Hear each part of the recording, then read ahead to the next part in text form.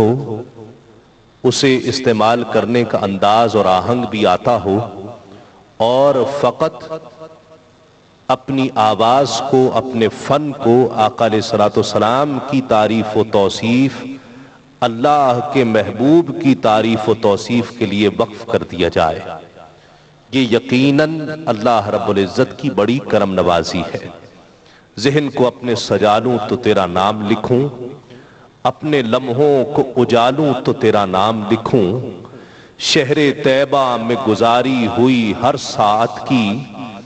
یاد کو دل میں بسالوں تو تیرا نام لکھوں،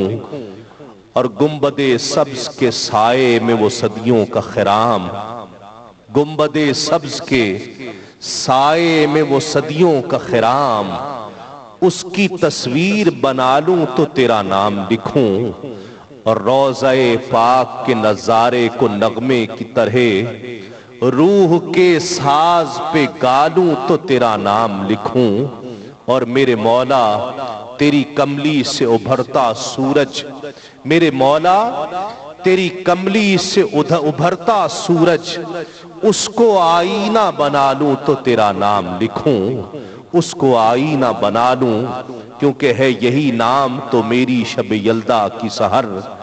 جسم و جاں میں جو چراغاں ہے اسی نام کا ہے، جسم و جاں میں جو چراغاں ہے اسی نام کا ہے، بس اسی نام کی خوشبو ہے میرے ہونٹوں پر، بس اسی نام کی خوشبو ہے میرے ہونٹوں پر، بس یہی نام دو عالم میں بڑے کام کا ہے، بس یہی نام دو عالم میں بڑے کام کا ہے، بس یہی نام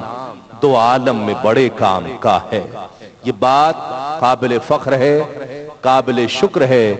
کہ الحاج خورشید احمد نے اپنی خوبصورت آواز، اپنے خوبصورت لب و لہجے کو ہمیشہ زندگی بھر آقا علیہ الصلوۃ والسلام کے ذکر کے ساتھ منسوب کر دیا۔ مفہوم زندگی کا میری اور کچھ نہیں، مدح رسول پاک کا لب لباب ہوں، منسوب ہوں خدا سے، خدا کے رسول سے، میں کامیاب ہوں، میں بہت کامیاب ہوں، میں کامیاب ہوں،